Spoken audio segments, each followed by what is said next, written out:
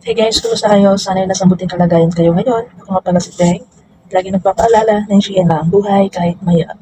Ngayon guys, sa mga royal babies dyan, na new royal, kung nasa Pinas pa man kayo, malapit na yung sign on date nyo, huwag niyo pong kalimutan na magbumili ng Caribbean shirt, flower shirt, sa Quiapo man, Baclaran o kahit saan man sa atin para makatipid kayo dahil dito mas mahal, nasa $20 or more than. So, pag nasa Pinas, so if i-convert natin sa Philippine money, 1,000 plus kung $20 man. Ito yung ginagamit ko ngayon. Nabili ko lang to sa Quiapo, nasa 50 pesos. 50 or 30 or 50 flower shirt. So, sinusuot ko siya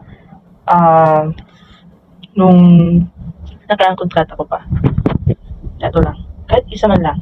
Kasi sa isang cruise, isang beses mo lang siya gagamitin. So, yun lamang at sana may natutunan kayo sa akin. Kung may tanong man kayo, comment down below. Maraming salamat. Bye-bye.